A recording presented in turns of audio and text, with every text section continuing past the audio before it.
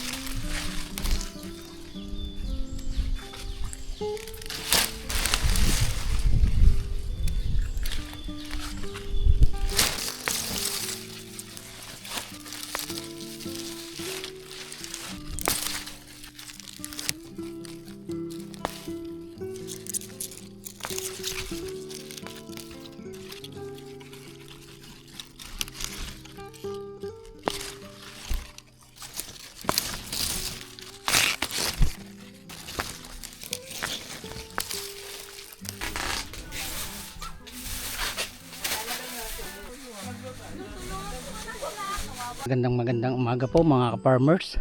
2 days po tayo nagbunot dito. Bali naka-6 na karga. So suma total po ay mahigit po tayo yung 700 kilos. So yun po ay ang presyo ay 9 lang. Kaya halos ay mababa ang ating presyo sa ngayon. Mayroon pa pong last bunot. Pauubos na po natin to sa after ng 5 days. Ubusin na po natin, mababa po kasi. So palitan na po natin na ibang tanim. So ang plano po dito ay singkang. Yan na po yung plano. So halos ay tumabla lang po tayo sa gastos dito sa ating So ito yung pinakatubo, yung last bunot kung makakapera pa po. Ngayon po ay tam na natin ng kamatis. Ito po, kagaya po na rin, ito yung unang tanim ng kamatis. Bali ilang puno tayo dito eh. So ngayon ay pupunuin na po natin itong mga may balag.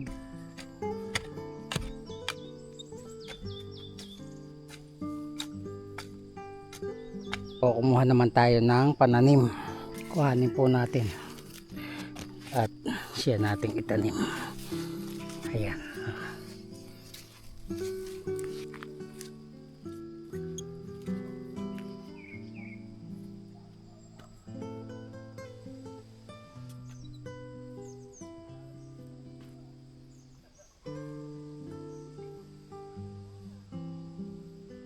O yan, medyo magaganda na rin po itong iba nating tanim na talong. Yan. At namumulaklak na po sila.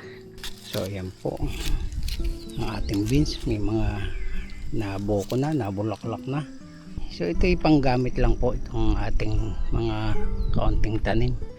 Kasi ito yung aking pinaglilibangan. So pagka namunga, parang na-enjoy ko po na to. Kakatuwa po pagka meron kayong tanim na mga gulay na hindi nyo nabibilhin sa palengke. Sapagkat ang gulay po ay pagka nasa palengke na ay napakamahal na. Napakamahal din po ng ating gasolina sa ngayon. Kaya kailangan ay mag-isip tayo ng para tayo ay makatipid. Kahit papano ay pagmitanin po tayo dito mga gulay ay hindi na natin binibili sa palengke. Gaya niyan, marami tayong tanim.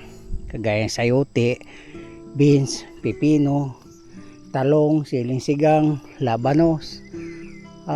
May patola pa pong bagong natubo. Kaya malaki pong tipid pagka gayon. Kamatis pa. Ayan. Kaya lang medyo hindi pa nabunga ang iba nating mga tanim. So doon po tayo sa taas at magbabalag po tayo. Maglalagay po tayo ng balag doon sa taas. So ito po yung iba nating tanim na talong. Ayan, talong at saka po sili.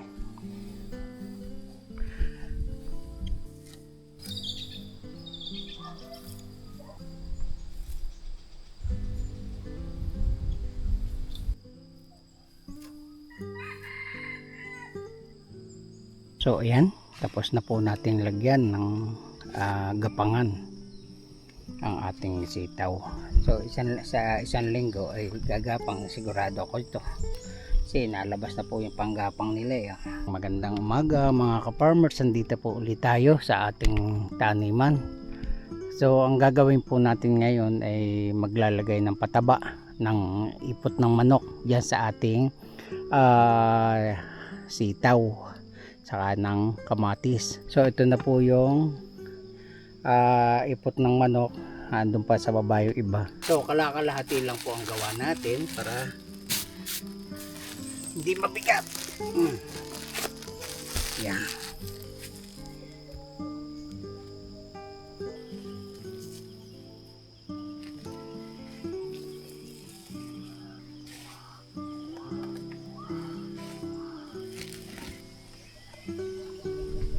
So yan mga ka-farmers, tapos na po. Tapos na lagyan ng ipot. Ngayon naman po ay gagamasan natin at matabunan yung mga ipot. Kasi nga po ay pagka sobra init ay hindi po kumakatas yung ipot. So kailangan po ay matabunan ng lupa yung mga ipot.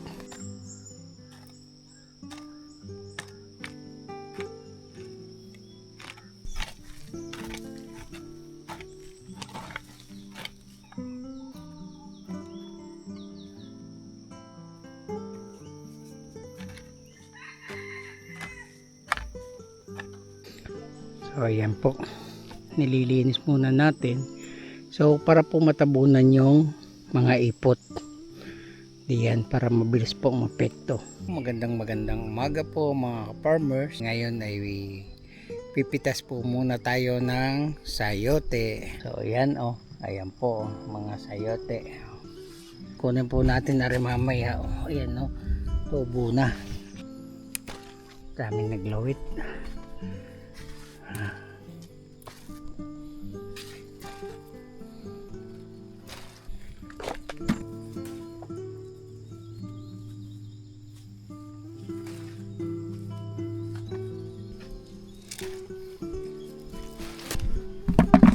May edad na po siya kasi ari po yung dating puno, kaya tumatagal po ang sayote kasi lumalaki po ang puno niya ng ganito hanggang baraso, meron pang hanggang binti pagka maganda ang alaga nyo.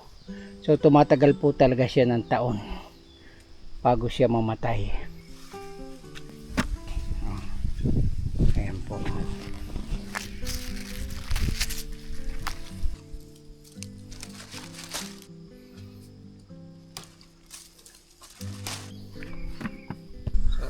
Hatid po muna natin yung pangalawa. So ito po mga farmers, yung talong at chili nililisan po natin kahapon. Yan. Ito po isang iras na sili, isang iras na talong. So yun naman pong kabila ay panay sitaw na. Ito po yung mga patola, ito buo na rin po. Ayan o, yan yung po yung patola. Pitas ulit tayo dito ng sayote. So mayroon pa po tayong kamasin dito. Hindi pa po tapos kahapon. Sa 2-3 iras pa. Okay. Ayan po ang sayote o laki. Yung